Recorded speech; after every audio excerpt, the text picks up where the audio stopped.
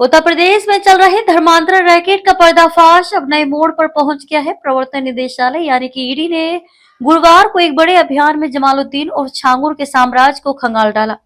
जांच के दौरान करोड़ों की विदेशी फंडिंग, संदिग्ध लेन देन और हवाला नेटवर्क के सबूत सामने आए हैं। छांगुर के खिलाफ पीएमएलए धन शोधन निवारण अधिनियम के तहत कार्रवाई की जा रही है। ईडी ने बलरामपुर के अतरौला में 12 और मुंबई में 2 स्थानों पर छापेमारी की। सुबह 5 बजे से शुरू हुआ ये ऑपरेशन करीब 13 घंटे चला। इस दौरान कई दस्तावेज, डिजिटल डिवाइस, सोना, नकदी और लग्जरी गाड़ियां बरामद की गई। सूत्रों के मुताबिक जांच में छांगुर के 40 बैंक खातों में 106 करोड़ रुपए का लेन देन पाया गया, जिनमें बड़ी मात्रा में पैसे पश्चिम एशिया, खासतौर पर दुबई, यूएई और नेपाल से भेजे गए। संदेह है कि इन पैसों का इस्तेमाल देश में अवैध धर्मांतरण के लिए किया गया।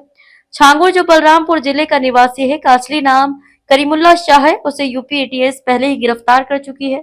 अब ईडी भी उसे कस्टडी में लेकर रिमांड पर पूछताछ करने की तैयारी कर रही है।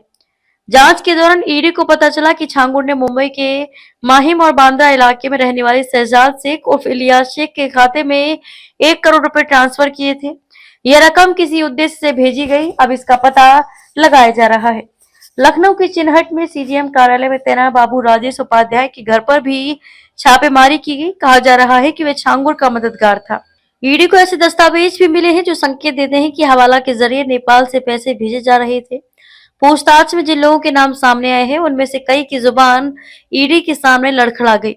इस मामले में छांगुर गिरोह के सदस्य बदर अख्तर सिद्दीकी का नाम भी सामने आया है, जो पहले एक युवती को अगवा कर चुका है और उस पर आजमगढ़ में भी धर्मांतरण का केस दर्ज है। फिलहाल वह फरार है। वहीं छांगुर के गिरोह से जुड़े एक और सदस्य रशीद शाह को एटीएस ने बलरामपुर से गिरफ्तार किया है। वह पहले भी आजमगढ़ में अवैध धर्मांतरण कराने के आरोप में पकड़ा जा चुका है। ईडी को इस केस में जो सबूत मिले हैं, उनके आधार पर और गिरफ्तारी की संभावना जताई जा रही है। छांगुर और उसके नेटवर्क से जुड़ी कड़ियां अब देश भर में फैलती दिखाई दे रही हैं। अब सवाल यह है कि क्या धर्मांतरण की इस नेटवर्क की जड़ें खत्म की जा सकेंगी या ये काली साजिशें किसी और नाम के साथ फिर पनपेंगी।